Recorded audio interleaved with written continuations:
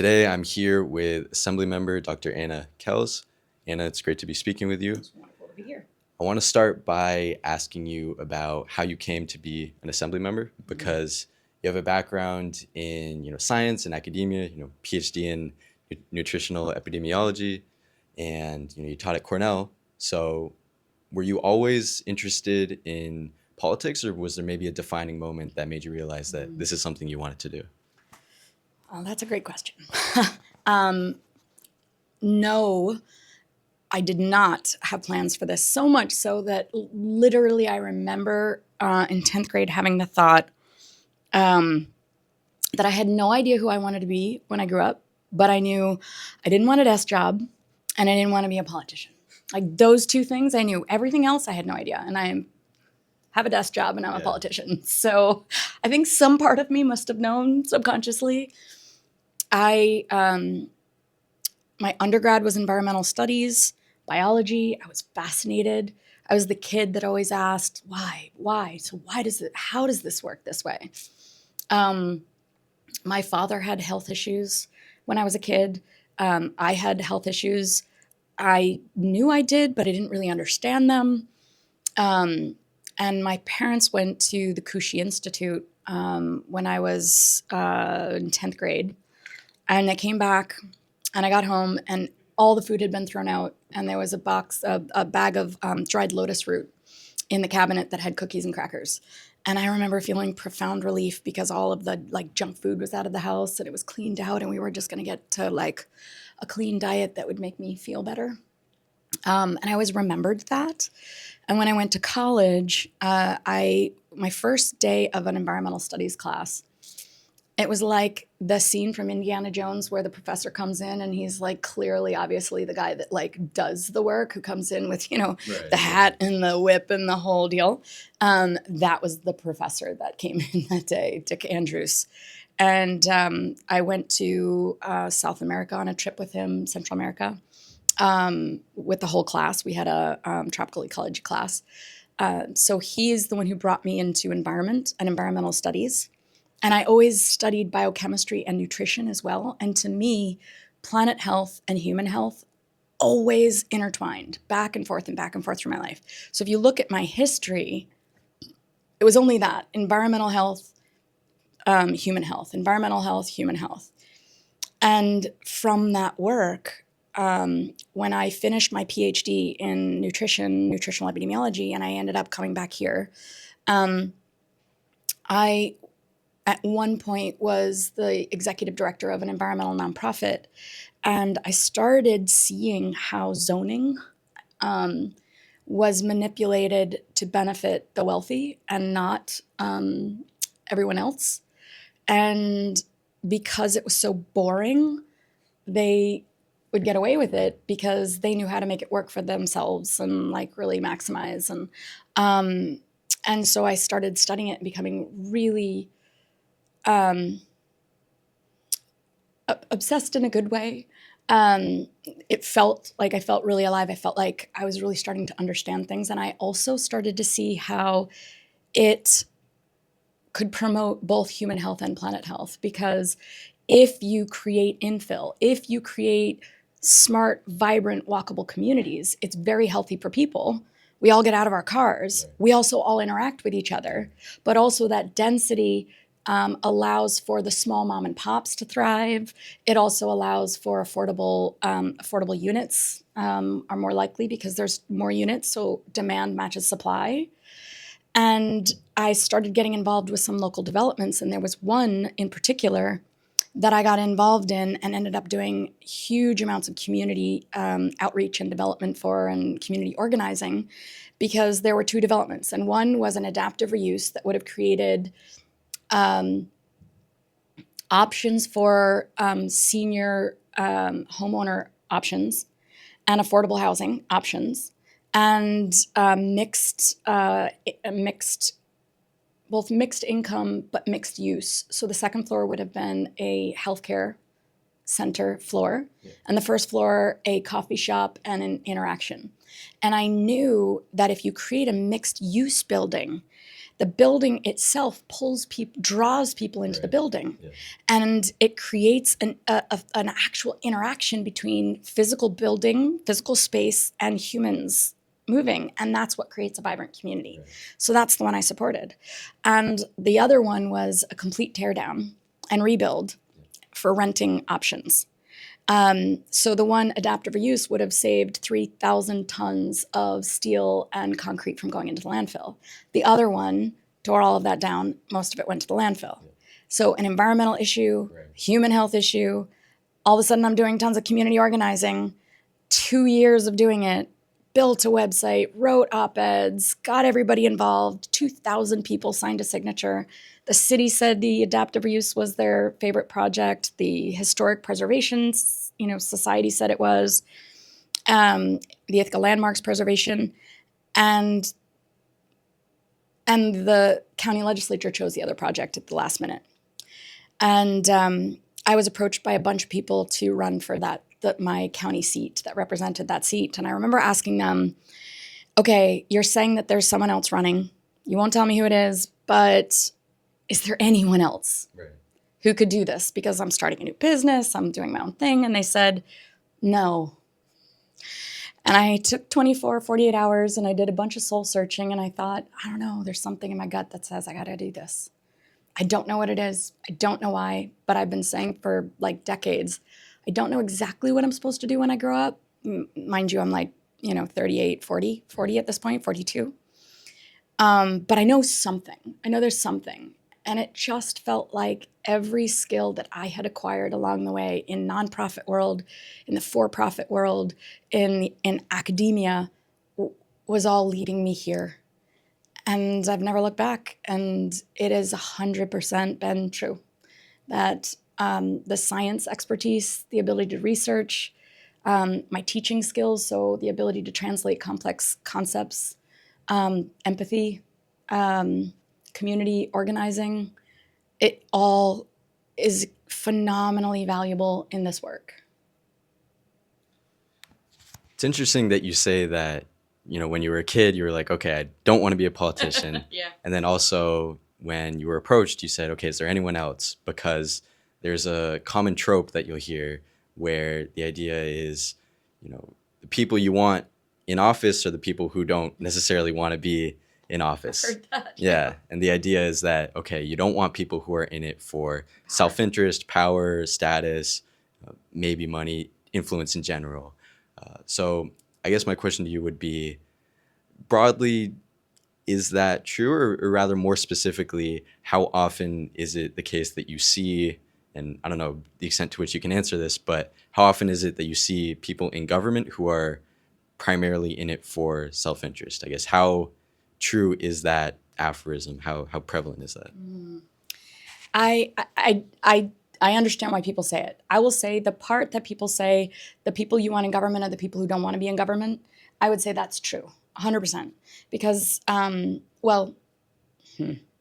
not 100%. And the reason why it's more nuanced than that.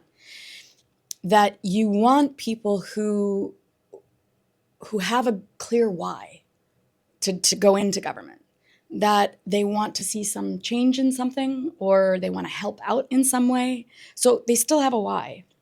They feel they have something to offer, but they don't desire it in and of itself for power's sake. That's the profound difference.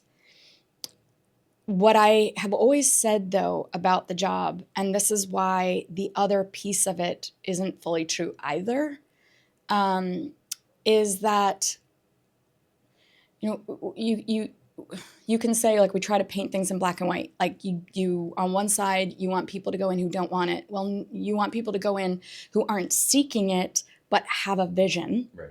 Then on the other side, you can't say you don't want people who are going in it because they want it, right, for the power, for the prestige, or to be, to be someone. Absolutely would say that's true. However, the job itself will pull out every idiosyncrasy, every weakness, every whatever you have is going to be in your face. Yeah. So you might have someone who has really good intentions, but their inner child wounds, reduce their effectiveness. Or, and I say this all the time, this is the most spiritual experience I've ever had, because every single wound, every single idiosyncrasy, I can't hide it. It's out there, it's visible, right? Any insecurity, anything. And you might not think that it's visible, and it might not consciously be visible, but it may limit how effective you are. Yeah. And like anything in life, your ability to see it and try and first forgive yourself for being human, and then secondly commit to working on yourself just as much as you're working on the job. The more you do that, the more effective you will be. Yeah. And by effective, I mean helping the world. So yeah, you help the world also by helping yourself. And it reminds me a bit of put the mask on in the plane when it's falling before you try and put someone else's on. Right. Otherwise, you're not going to be able to help them. There's a little bit of that in this, as there is in any path in life you try and pursue as an adult. It doesn't go away in this either. Yeah, I think I agree with that. I think it's not necessarily I think people can tend to say it's a bad thing to want, power, status, money. But if you really ask anyone, a lot of people do want that. So I don't think that necessarily disqualifies anyone, but it shouldn't be the primary motivation. You should have something else, and if that's ancillary, then it's okay. But if it is in service. Yeah. So I would say, honestly, it's not to me even okay. It is only okay if it is in service. Like if, and I feel really particular to this. Yeah. And I think that there's some people that may unconsciously want it, not realize they want it, not want to necessarily admit it to themselves. Yeah. But that is one of those things that I would say that slow us down. Like sometimes, you're still trying to get your father's approval, or your mother's approval, right? They're like those types of things. So then it might cause you to seek approval in general, which manifests as seeking power. That's what I'm saying is those are our shortcomings, and I hope people actually see that and address that. But there's also the case where you recognize that you need to be in a seat of influence if you want to address a problem. So, for example, I was a county legislator, and as a county legislator, we pretty much passed resolutions saying we are committed to this as our policy priority, as the way that we think in general.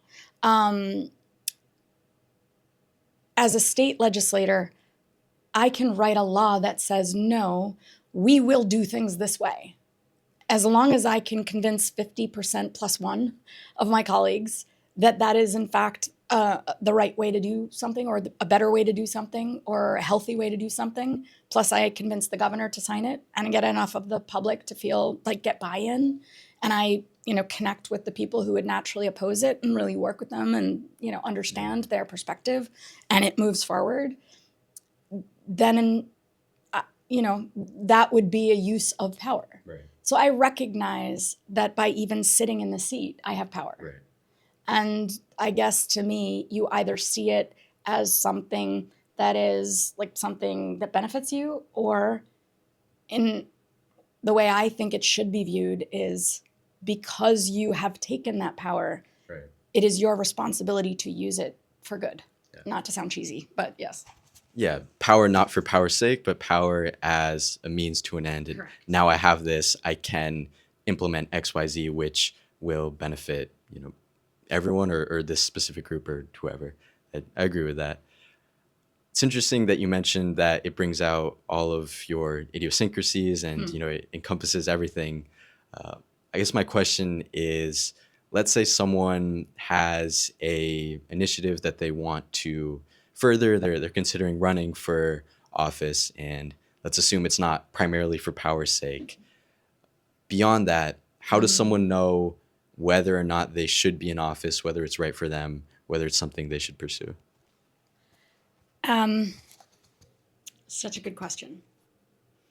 I would say the most important thing is to remember that it's an elected position.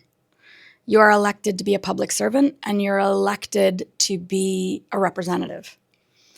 So I'm going to say two things on this. The first is you have to be okay inside, making peace with the fact that you may not be the right person for the job. And you have to let go of that when you're trying to run. Run because you believe that you are, but that doesn't mean that everyone else believes that you are. My mother said to me once, this was helpful. It was one of the most helpful things anyone has ever said to me. It was so powerful. She said, Anna, it's arrogant to think that you can dictate to the world how it chooses to receive you. Yeah. And what I realized in that moment, she gave me so much freedom because I could do my best and I could give my all and I could share my vision.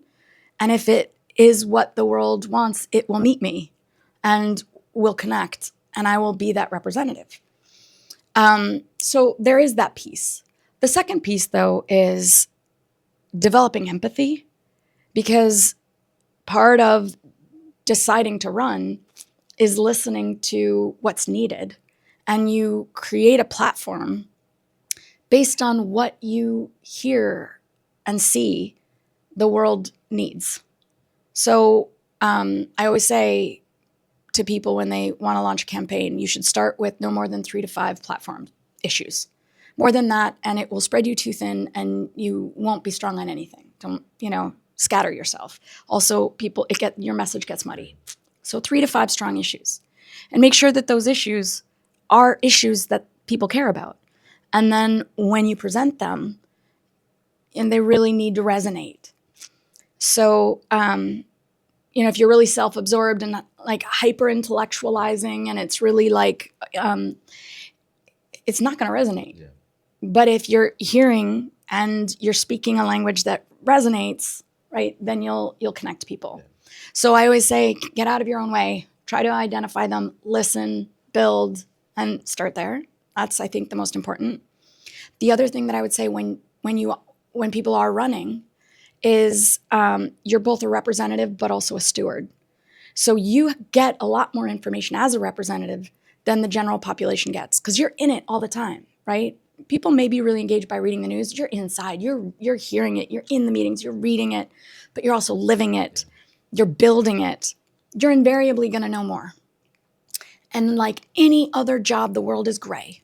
So it's easy from the outside to have a really strong opinion and be like really purist about it. But once you get into it and you hear all the pieces that are happening, almost always it's much more nuanced than people would like to paint things. And so you have a responsibility to serve your community. And sometimes what you know to be the right thing to do for everyone might not be what they think and want to hear is the right thing, but it is therefore your responsibility not to just vote the way you think is going to protect everyone and take care of everyone, but it's actually also your responsibility to take the time, do the extra work to teach people what you know so that everyone shares a more nuanced understanding of what is an action that will really take care of everyone. And not everyone is going to agree with you, but you've at least tried. And I think that that's really important too. It's interesting that you mentioned that you should be, I guess, okay with the possibility that maybe you aren't the right candidate for the people you want to represent. So sort of on that note, on the question of running a campaign, everyone, if they're running, they want to win. But do you think that the primary driving question that a candidate asks themselves should be, how do I win the campaign? Or should it be more so, how do I most effectively get across my message and my ideals? Because they're somewhat different. If you primarily focus on winning, then maybe you do certain things that are maybe not inauthentic. And I don't want to paint it as a bad thing because you do want to win. But is the primary question, how do I win? And do I strategize around that? Or do you just focus on, I'm going to say what I want to say. I want to get my message across and kind of leave it to chance? I guess the question is, do you directly try and win, or is it more so my focus is on communication? I think that's a little too black and white, because you'll see some of those candidates who are like, my only objective is to get my point across. It can come across as pretty arrogant. It can also come across as out of touch. And there is some, it depends on what you mean by that you are trying to win. Because winning means you connected with the people enough so that they voted with you. They voted with you and for you. If all you care about are the numbers, which is I think what you're saying, and you'll do whatever it takes to win and that's your only objective, that's one thing. But if you recognize that people only have the ability to absorb so much information at any one point in time, because everybody's got their work, their families, their stresses, their jobs, you can't inundate and be hyper intellectual with everything. Some part of, if you see winning as earning their votes so that they vote for you, which leads to winning, then yes, that absolutely must be part of the way that you campaign. Not just getting your point across. But if you mean by being heard, or if I would restate that for me by saying, be authentic. Yeah.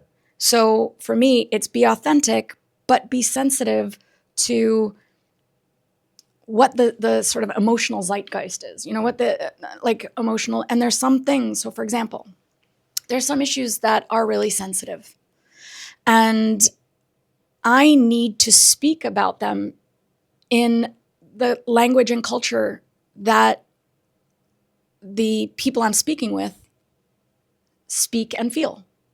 If I go in and say, you need to meet me where I am, and I'm going to use the language that I want, you're just going to have to translate. I'm the idiot, right? So if I see that I know what I'm saying, I know the concept that I'm trying to say, but I know that there are words that are triggering, why use them? What, just for some arrogant reason that's what I think is the right way to say it? Well, then that's my ego, not theirs, right? So for example, when I talk to people about criminal justice or corrections or crime or public safety, they all actually mean the same thing, but they mean the same thing to different groups. And what do I mean by that? In one group, I will talk about public safety. And I know this other group over here hears criminal justice.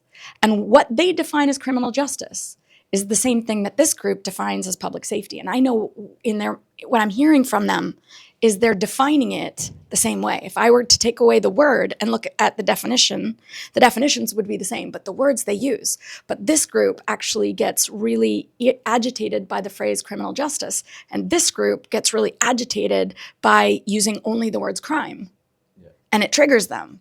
I recognize that. I speak a language because I want to create a world that's safer for everybody and that everybody has opportunities, right? And that we are addressing root causes of criminality that are, by what the research shows, are things like homelessness, trauma, intergenerational poverty, lack of access to resources, right? Those are all things that increase the risk of criminality, right? And then can lead an entire family for generations. How do I create transformation in that? How I communicate that will be different, right? In the environment that we're in, it is really important to acknowledge that some of the interventions that I'm focusing on literally statistically will reduce crime. They also will increase public safety. They also will increase violence against people. They will make people feel more safe on the roads.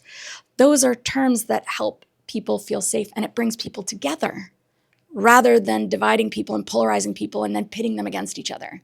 That's the wrong way to do things. So that's what I mean by saying, if by winning you mean earning people's votes so that they vote for you, yeah. Do I have strategy of how I talk to people about things?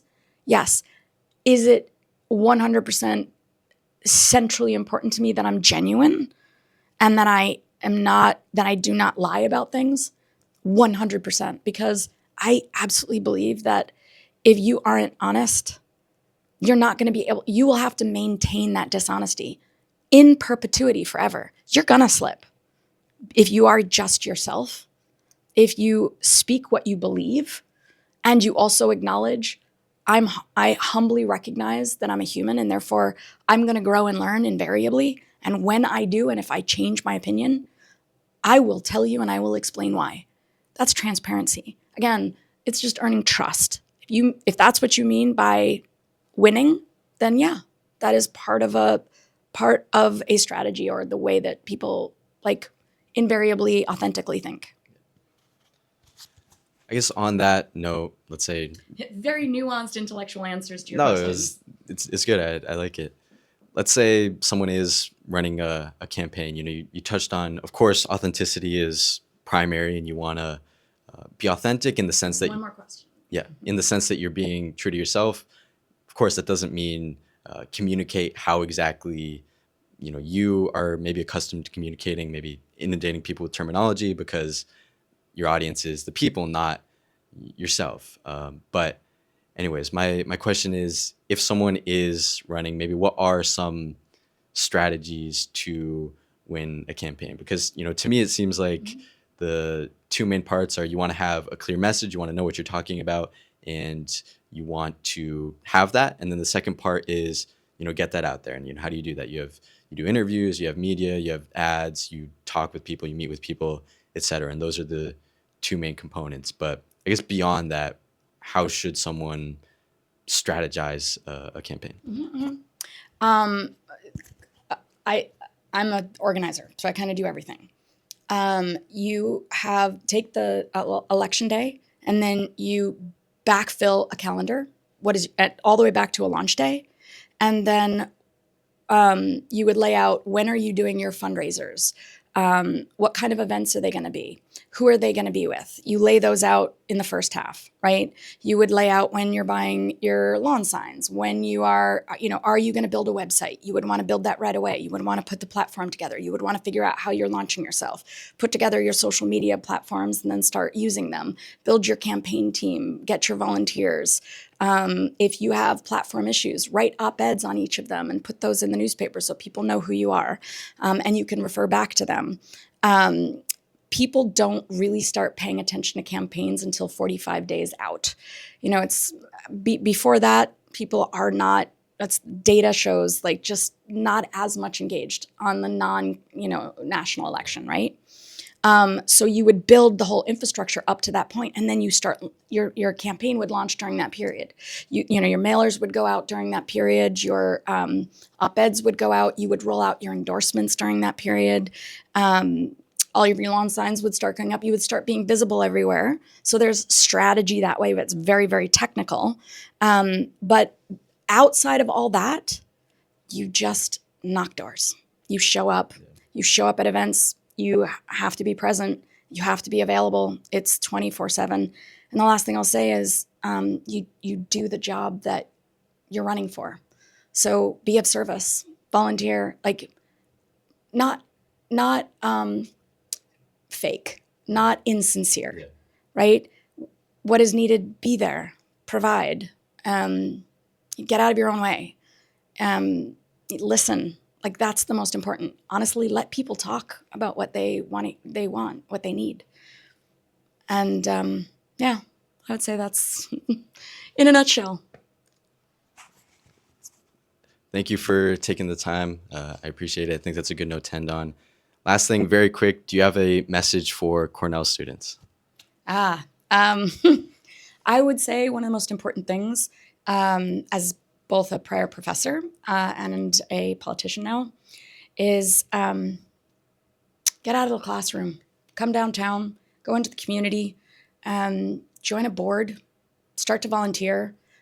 Anything that you're studying, try and practice it while you're studying it, because theory and practice are never, ever the same. But having experience with the practice while you're studying it will bring color to the theory and the books and the classes faster than anything else brings humility and commitment. And it'll help you see what you truly want. Thank you. You're welcome. Thank you for being here.